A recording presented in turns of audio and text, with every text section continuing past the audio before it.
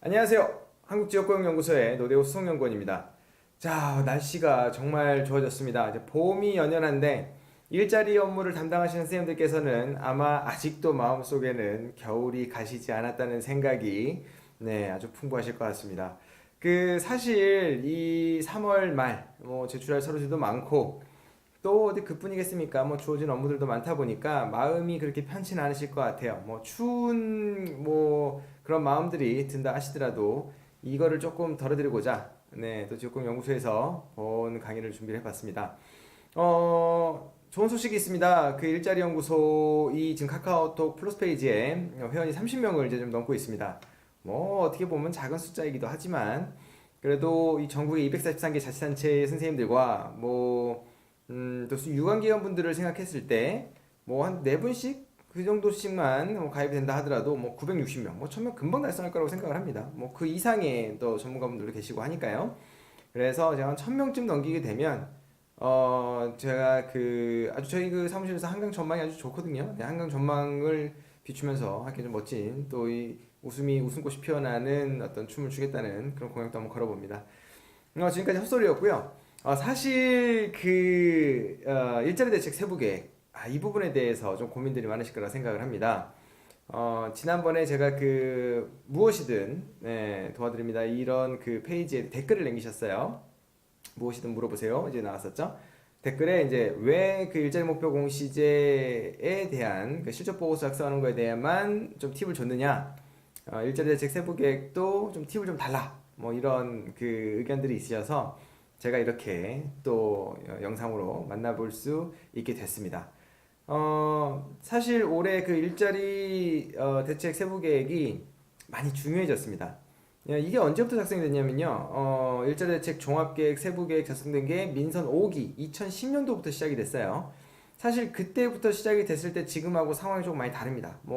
예를 들면 지금 아마 많은 부서에서 업무를 보고 계시는 현업 담당자분들께서는 좀 과가 이제 격상이 됐거나 분리가 됐거나 이렇게 해서 일자리 업무나 어떤 그런 일자리과, 일자리 창출과, 경제 일자리과 이런 식으로 이제 일자리가 주된 그런 부서에 소속이 되셨을 텐데, 사실 예전에는 2010년도 초기만 하더라도 그런 일자리과가 특별히 이제 없는 자치단체가 많았습니다. 그만큼 인프라도 조금 갖춰져 있지 않은 상황이기도 했고, 그러다 보니까 자치단체가 어떤 그런 일자리 대책을 스스로 세우는 데 있어서 그런 충분한 역량을 가졌을까 하는 그런 의문을 좀 가질 수 있었을 텐데요. 그로부터 벌써 9년이나 지나지 않겠습니까? 그래서 다양한 그런 역량들이 충분히 갖춰졌다라고 이제 가정을 한다면 이런 일자리 대책 세부 계획도 조금 더 신경 써서 쓸 수 있고, 또 지역에도 그런 전문가분들도 계시고요. 그래서 이런 일자리 대책 세부 계획을 좀 반영한 그런 좀 평가, 진정한 평가들이 좀 있어야 되지 않느냐 하는 그런 또 아마 의중이 있어서 이번에 좀 평가 지표가 좀 바뀌지 않았을까 이런 생각을 좀 해봐요. 그렇다 보니까 이제 일자리 대책 세부 계획에 대해서 좀 신경을 많이 쓰긴 했는데, 제가 이걸 좀 자료를 보면서 좀 말씀을 좀 드리도록 하겠습니다. 한번 봐볼까요? 자, 특별히 이 컴퓨터 이 폴더가 딱 하나밖에 없네. 자, 여기 보시면 지금 공시제 추진계획 이거를 먼저 보시는 게 좋을 것 같아요. 자, 지금 보시다시피 어린이 나와라. 나왔네요. 자, 봐보겠습니다. 자, 지금 이게 이번에 공시제 관련해서 계획 나왔던 자료인데, 나는 이 자료가 없어요 라고 말씀하시는 분들이 있을 것 같아요.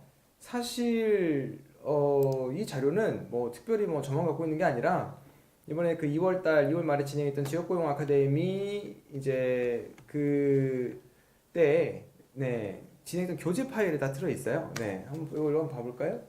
자, 보시면 res.월.kr 대문자로 쳐도 잘 들어가시네요. 자, 이 레이스에서 지난번에도 한번 살짝 말씀을 드리긴 했는데, 여기 보면 소통마당이라고 있습니다. 이게 지금 화면이 커서 그런가요?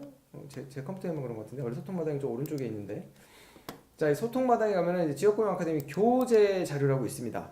이번 올해 진행한 자료겠죠? 요거를 다운받아 보시면 해당 내용들을 찾아보실 수가 있습니다. 어쨌든 그 안에 보면, 자, 이 앞부분에 보면은 이제 그런 내용들이 나온다는 거죠.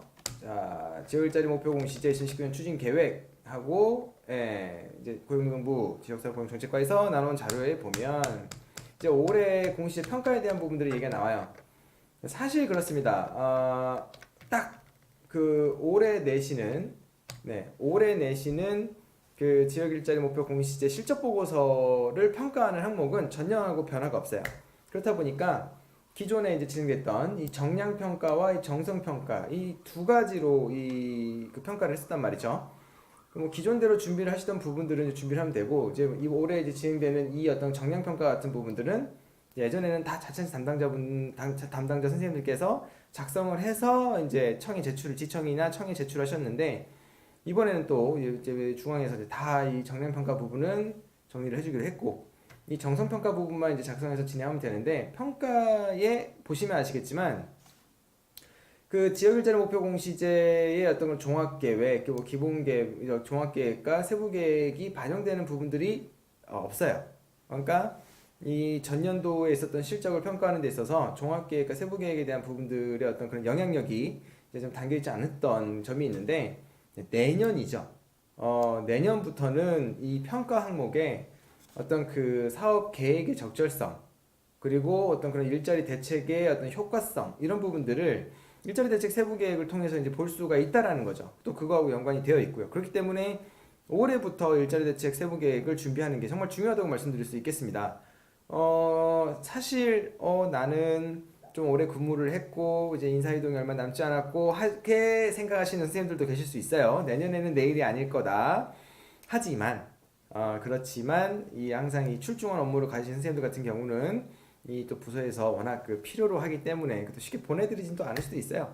그러다 보니까 내가 할 수 있다. 이건 내 업무다라는 그런 어떤 자부심, 책임감 그런 걸 좀 갖고 이 부분에 조금 더 신경을 쓰신다면 뭐 올해도 열심히 해서 좋은 결과를 만드시면 좋겠지만 내년에도 좋은 결과를 만들 수 있다 하는 그런 부분들을 좀 말씀드릴 수 있을 것 같습니다. 뭐 아시겠지만 그 일자리연구소는 일자리 업무 담당자분들의 정시 퇴근을 지향합니다. 추구하는데요. 절대 뭐 많은 일을 뭐 하시라고 이렇게 드리는 말씀 절대 아니고요. 자, 이 부분을 보겠습니다. 정량 평가가 전에는 가점까지 25점이었죠. 근데 이게 이제 10점으로 줄었어요. 그게 왜 그러냐는 부분으로 이제 짐작이 되냐면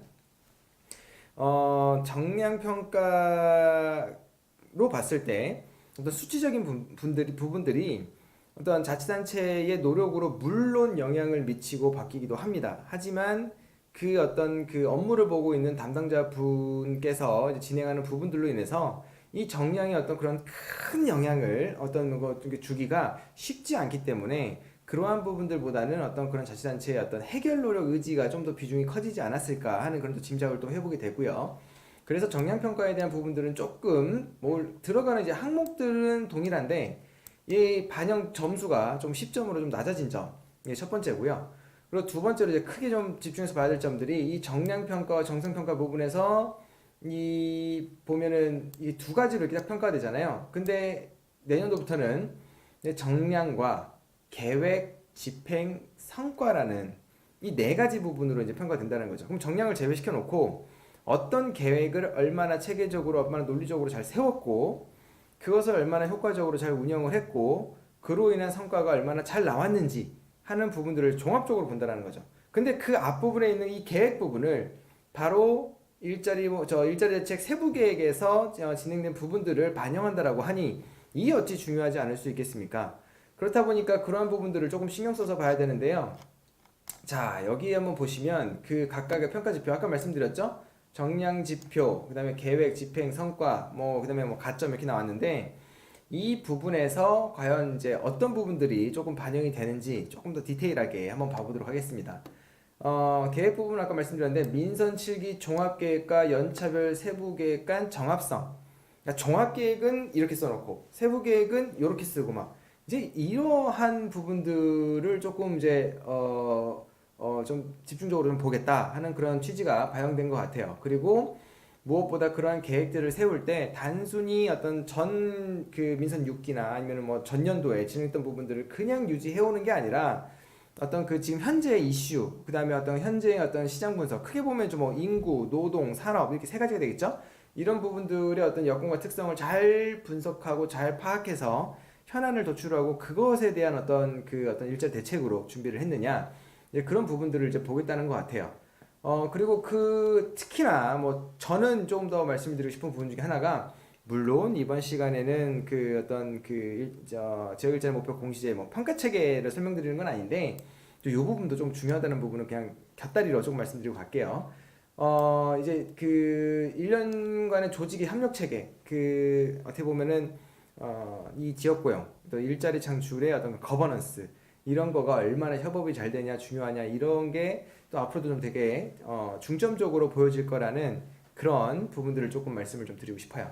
그래서 첫 번째 팁은요, 이 보시다시피 사업계획, 그러니까 일자리 대책 종합계획과 세부계획이 비중이 높아졌고, 그런 부분들이 어떻게 얼마나 저거는 일련성, 그러면서도 어떤 계획이 잘 갖춰져 있고 지역의 현안이나 문제점들을 잘 파악하는 그런 분석을 토대로 한 계획들이 나왔느냐, 이러한 부분들이 정말 중요하다고 말씀드릴 것 같습니다. 그래서 거의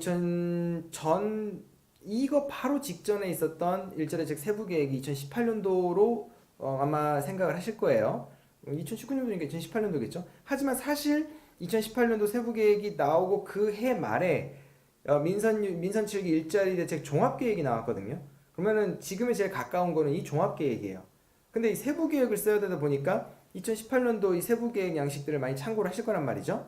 네, 그렇게 하시더라도 꼭 어떤 그런 종합계획과의 어떤 그런 연관성, 그 다음에 현재 지금 자치단체가 갖고 있는 그런 어떤 문제나 현안, 이런 부분들이 잘 녹아날 수 있게끔 진행을 해야 내년도에 그 평가를 받으실 때 조금 더 유리한 고지, 아니면 조금 더 뭐 수월한 평가, 이런 부분들을 받으실 수 있지 않을까 하는 첫 번째 팁을 전달해 드립니다.